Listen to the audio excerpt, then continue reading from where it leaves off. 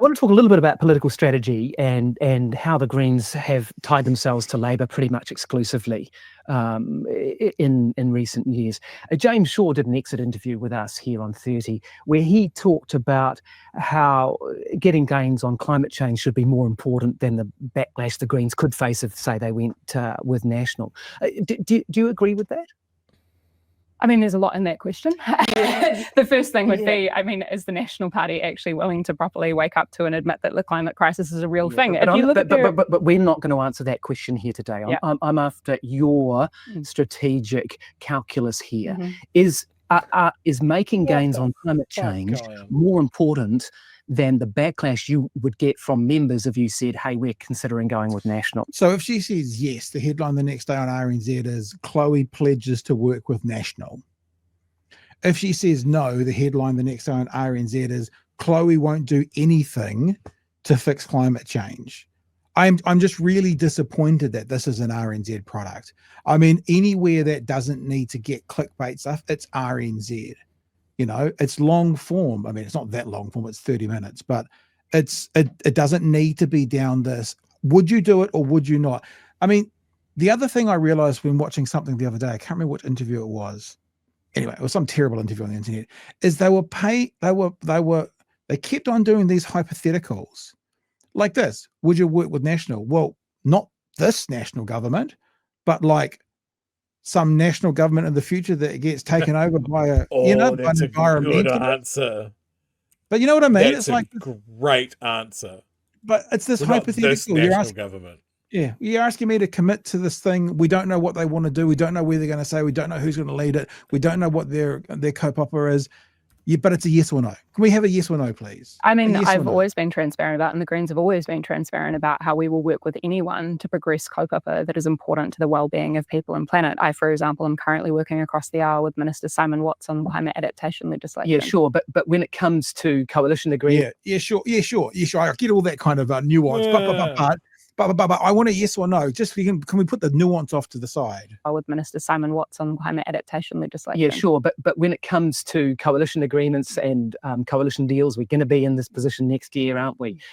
You've always ruled out working. Yeah, so we'll talk about it next year when we know the lie of the land for us. You want me to commit to something that we're talking about? You're saying in 12 months from now, this will be a conversation, eh? Yep.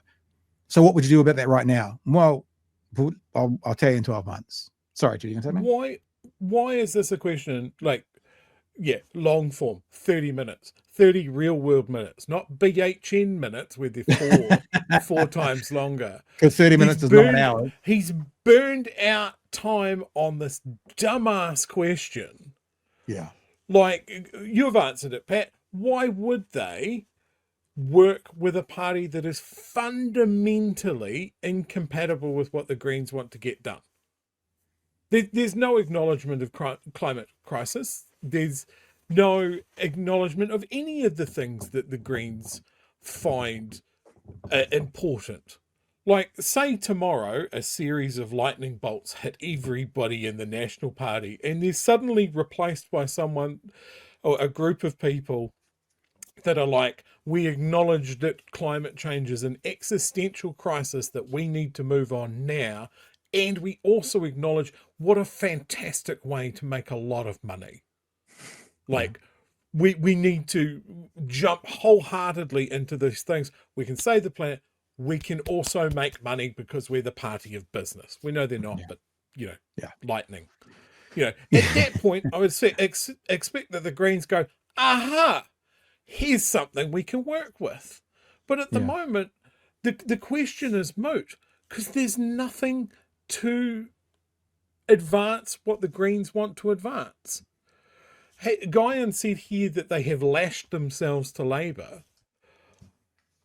That's their only option. There's no other party. And I think that is the problem that they have, is that Labour can safely sort of go, well, you have to go with us.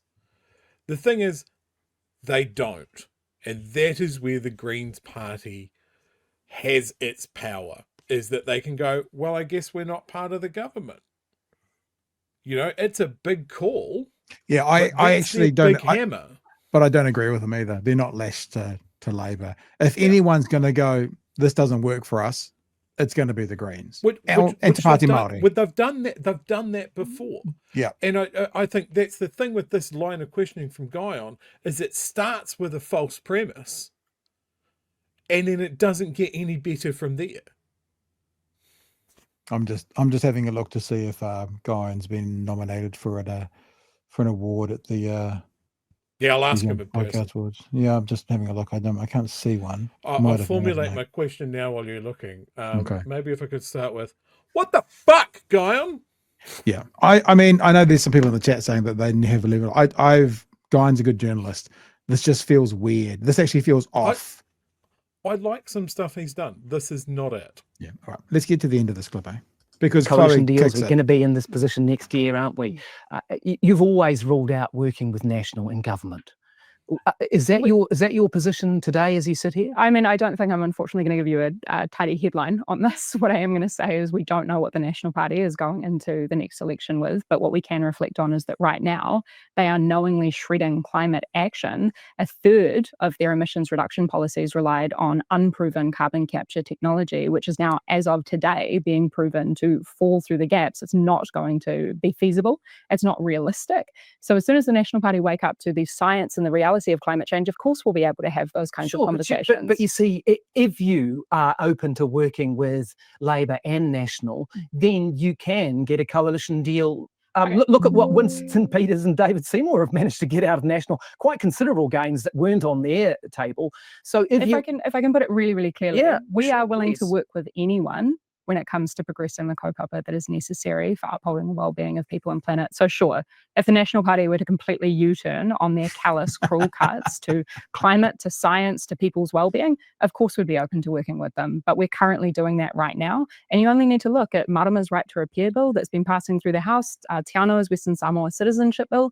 We have been doing that work. Okay, so that's interesting. So you are prepared to work with national and government potentially. Fucking hell. Jesus Ninth time, the same question. She just answered you 7 times. Well, but I think they'd have to be quite a demonstrably different party from the one that is right now shredding progress on climate change and actively kicking the boot into some of the poorest New Zealanders. So there you go. Not this lot. Is basically what she did say, Chewie, in the end.